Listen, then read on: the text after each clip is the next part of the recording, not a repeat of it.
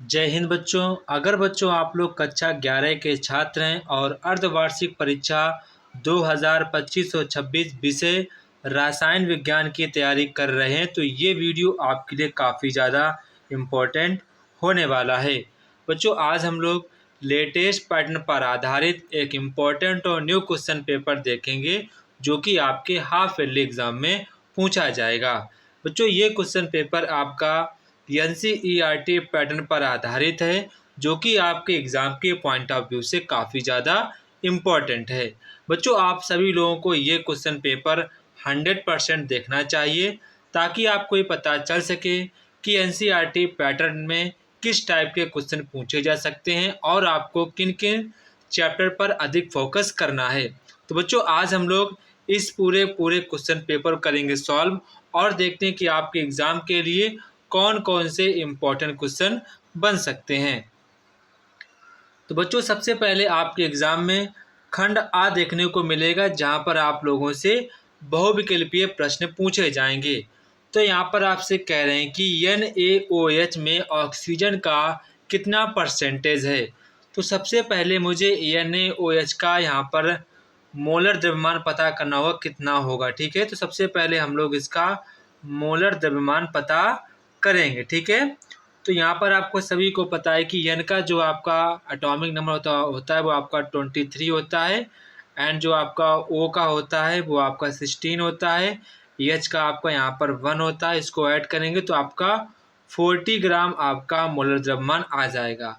वहीं पर अगर हम ऑक्सीजन की बात करें तो ऑक्सीजन का आपका कितना आ जाएगा, 16 आपका मोलर द्रव्यमान आ जाएगा। तो यहाँ पर आपसे कह रहे हैं कि ऑक्सीजन का द्रव्यमान प्रतिशत कितना होगा। तो मुझे निकालना है ऑक्सीजन का कुल कितना आपका 40। जब हम लोग निकालते हैं परसेंटेज तो मल्टीप्लाई करते हैं 100 का मल्टीप्लाई हम लोग कर देते हैं। तो यहाँ पर जो कट जाएगा ये 4 1 जा 4, 4 4 जा 16, तो आपका आंसर आ जाएगा 40%। कितना आ जाएगा, 40% आपका आंसर आ जाएगा। इसके बाद यहाँ पर आपसे कह रहे हैं कि कैल्शियम में संयोजी केस में इलेक्ट्रॉनों की संख्या है। जो आपके कैल्शियम होती है उसमें आपके संयोजी कोष में जो कितने इलेक्ट्रॉन्स होंगे वो यहाँ पर आपको बताने हैं। तो कैल्शियम का जो आपका परमाणु क्रमांक होता है वो आपका 20 होता है। तो यहाँ पर देखेंगे तो क्या होगा, 2 8 8 2। तो संयोजी मतलब होता है कि लास्ट वाली आपकी जो आउटर मोस्ट सेल है उसमें यहाँ पे कितने इलेक्ट्रॉन्स हैं वही आपके संयोजी कोष में इलेक्ट्रॉन्स कहलाते हैं। तो यहाँ पर आपके कितने हैं, यहाँ पर आपके 2 हैं। तो आपका आंसर नंबर ए वाला करेक्ट आंसर हो जाएगा। इसके बाद यहाँ पर आपका क्वेश्चन नंबर नेक्स्ट है, निम्नलिखित में से कौन सा पी ब्लॉक का तत्व है। तो यहाँ पर सबसे पहले आप देखेंगे Na आपका एस ब्लॉक का तत्व है, कैल्शियम ये भी आपका एस ब्लॉक का तत्व है, कॉपर आपका डी ब्लॉक का तत्व है और जो यहाँ पर Sn है जिसका परमाणु क्रमांक 50 होता है ये बच्चों आपका पी ब्लॉक का तत्व है। इसको आपको ध्यान रखना है। इसके बाद इनमें से सबसे दुर्बल रासायनिक बंध कौन सा है। तो सबसे दुर्बल आपका होता है हाइड्रोजन। कौन सा होता है, हाइड्रोजन बॉन्ड आपका सबसे दुर्बल बॉन्ड होता है। सम इलेक्ट्रॉनिक युग्म यहाँ पर कौन कौन से हैं वो यहाँ पर आपको बताने हैं। तो यहाँ पर आपका Na पॉजिटिव कर लेना है। तो मैग्नीशियम के 2 आयन Na+ ये बच्चों आपके सम आयन हैं। अगर इनके आप इलेक्ट्रॉनिक विन्यास करेंगे तो दोनों का आपका इलेक्ट्रॉनिक विन्यास सेम ही आएगा। ठीक है, तो यहाँ पर आपका ऑप्शन नंबर बी वाला करेक्ट आंसर हो जाएगा। इसके बाद NH3 में N की ऑक्सीकरण संख्या कितनी है। यहाँ पर आप लोगों से ऑक्सीकरण संख्या पूछ रहे N की। तो बच्चों हम लोग मान लेते हैं कि N की जो आपकी ऑक्सीकरण संख्या मैंने उसको X मान लिया। तो मैंने जब यहाँ पर X लिखा फिर मैं प्लस लिखूँगा और जो आपकी H की जो यहाँ पर ऑक्सीकरण संख्या होती है 1 होती है। इसके बराबर आपका ये मतलब कि कंपाउंड है तो ये इक्वल टू 0 हो जाएगा। तो X की वैल्यू आपकी आ जाएगी -3। तो इसका मतलब है कि आपका जो नाइट्रोजन की जो आपकी ऑक्सीकरण संख्या होगी वो आपकी -3 हो जाएगी।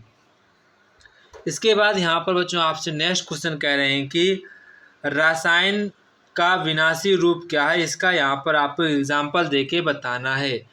जब रसायन का प्रयोग मनुष्य, पर्यावरण या जीव जंतु को हानि पहुंचाने के लिए किया जाता है, उसे रसायन का विनाशी रूप कहते हैं।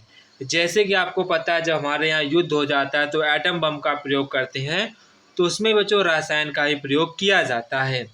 इसके बाद यहाँ पर आपसे कह रहे हैं कि समस्थानिक किसे कहते हैं, इसकी क्या क्या विशेषताएं होती हैं, वो यहाँ पर आपको बताना है। तो सभी को पता है, एक ही तत्व के वे परमाणु जिनके प्रोटॉनों की संख्या समान होती है लेकिन न्यूट्रॉनों की संख्या अलग अलग होती है, और ये डेफिनेशन इसकी रहती है। अगर आप और अच्छी डेफिनेशन लिखना चाहते हैं तो आप लिख सकते हैं, इसमें रासायनिक गुण समान होते हैं क्योंकि इलेक्ट्रॉनों की संख्या समान रहती है।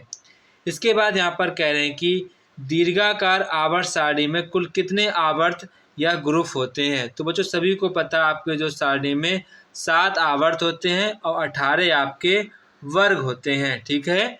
इसके बाद यहाँ पर आपसे कह रहे हैं कि हाइड्रोजन बंध की जो प्रबलता किन किन चीज़ों पर निर्भर करती है, वो यहाँ पर आपको बताना है। तो हाइड्रोजन बंध की जो प्रबलता है वो बच्चों NOF जो आपको पता होगा सबसे ज़्यादा इनमें रहती है, और संबंधित परमाणु के बीच की दूरी पर भी ये निर्भर करती है।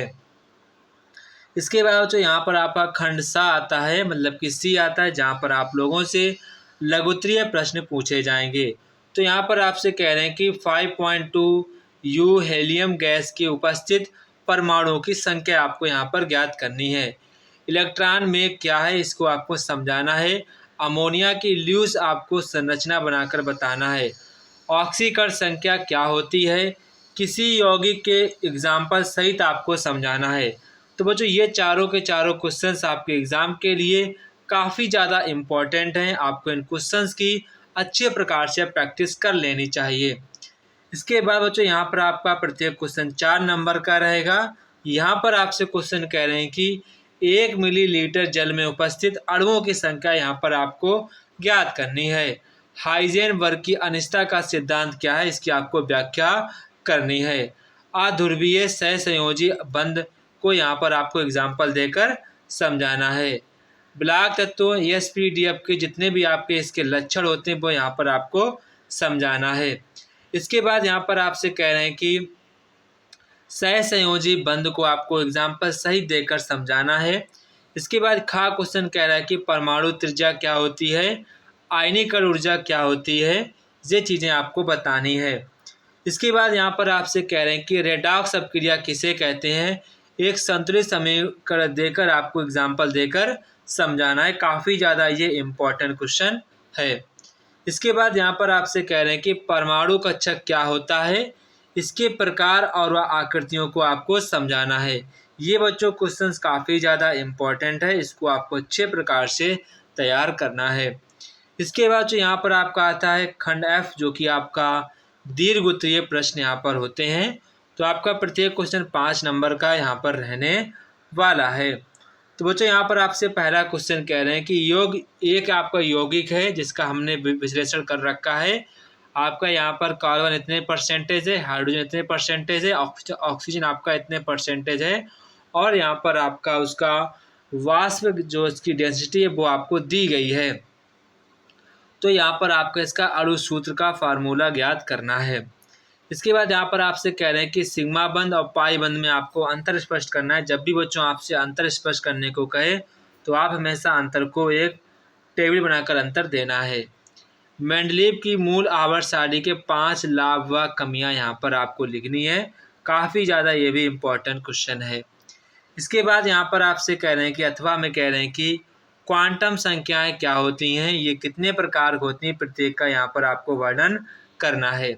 इसके बाद यहाँ पर आपसे कह रहे हैं कि पाई बंध क्या होता है, एक उपयुक्त एग्जाम्पल देकर आपको समझाना है। अथवा में बच्चों यहाँ पर आपसे कह रहे हैं कि रासायनिक संयोजन के नियम कौन कौन से होते हैं, प्रत्येक नियम को आपको एग्जाम्पल देकर समझाना है। कक्षकों की अर्धभरित पूर्ण भरित स्थायित्व की व्याख्या आपको करनी है। ये काफ़ी ज़्यादा इम्पोर्टेंट है, अभी हाल फिलहाल में एग्जाम में पूछा गया है। अथवा में यहाँ पर आपसे कह रहे हैं कि निम्न यौगिकों की आपको ऑक्सीकरण संख्या ज्ञात करनी है। बच्चों आप सभी लोग मुझे इन सभी के आंसर कमेंट बॉक्स में कमेंट करके बताएंगे, क्योंकि आपके एग्ज़ाम में इस समय ऑक्सीकरण संख्या सबसे ज़्यादा पूछी जा रही है। इसीलिए मैंने अलग से आप लोगों के लिए ऑक्सीकरण संख्या यहाँ पर आपको दी है। मैंने आपको शुरुआत में करना भी सिखाया है। जितने भी आपके कंपाउंड हैं उन सभी की ऑक्सीकरण संख्या अगर सम करेंगे तो आपका 0 आएगा। ठीक है, तो यहाँ पर आप सभी लोग मुझे इन सभी की ऑक्सीकरण संख्या निकालेंगे, फिर आप सभी लोग मुझे इसका आंसर कमेंट करेंगे। जिसके सभी आंसर सही हुए मैं उसके आंसर को पिन कर दूंगा। तो जय हिंद बच्चों, फिर मिलते हैं अपने नेक्स्ट वीडियो में। तब तक कि आप सभी बच्चों को जय हिंद।